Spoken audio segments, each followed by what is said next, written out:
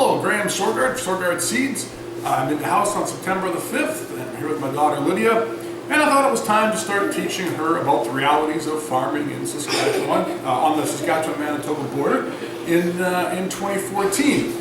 And no better place, I thought, and hopefully this will become a regular feature, than to offer some commentary on the Prairie's favorite publication, The Western Producer.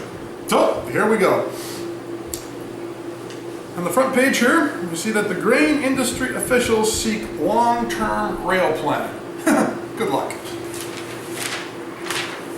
I see here, Canadian diesel prices could spike again. This is actually an article that the producer has ran every spring and every fall since 1937, when my grandfather started subscribing. He's confirmed it's in every single one.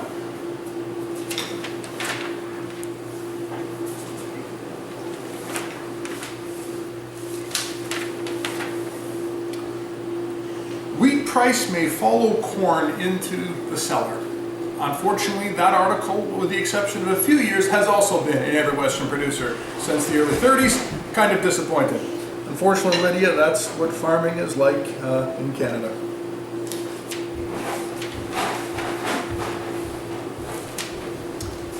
Reported coup ruling at WTO will hopefully resolve dispute. Now, I'm all for optimism, but that is ridiculous. I see here we have another ad for another consultant. Now, don't get me wrong, there's a place for consultants, but with 10 inches of rain, weather challenges, frost in the forecast, low yields, poor prices, probably not the top of my list right now.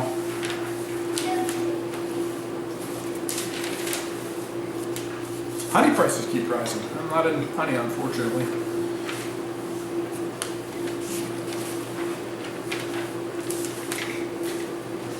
Big blue stem named Manitoba's official grass. Now, the other day I was driving, I actually gone into Manitoba, like I say, we live right on the border. And I was thinking the things that, the Manitoba needs, and there's, the drainage trouble, there's the urban-rural split there where there's a real disconnect, problems with like Winnipeg. And yet, you know what the real problem was? They didn't have an official grass, so I'm glad that's been cleared up.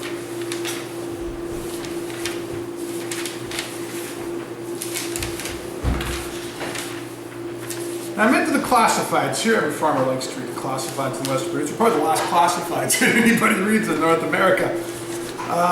And I came across an ad here for a tandem. $131,900. Now, I've done the math and the numbers on a lot of machinery and a lot of equipment. And I don't know what crop you have to be growing to pay $131,900 for a tandem. I agree, Lydia, for a tandem, but it's nothing we're growing. The next page, a used combine. Used. $445,000. I don't know what to say.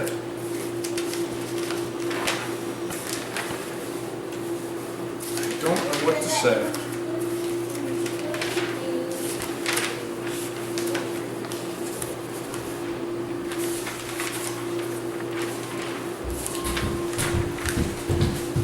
Autocopter. Now, I think I've seen these before. It says they're valued at more than $35,000. I think I would take the money. It could be a down payment on that tandem, maybe. This article here really got me. Farming contributes to Lake Erie algae bloom.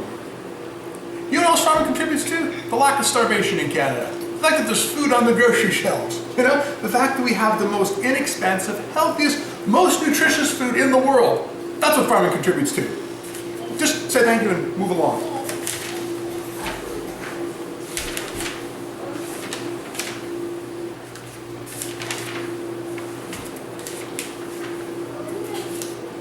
Dealership groups approve merger. New group will represent 1,000 dealers in Canada. I am shocked there's 1,000 dealers left. I thought it was down to about 6. That seems to be our options when we call for parts or for equipment. And that concludes, Lydia, your first lesson in farming. And the news of the week is brought to us by the Western Producer. know.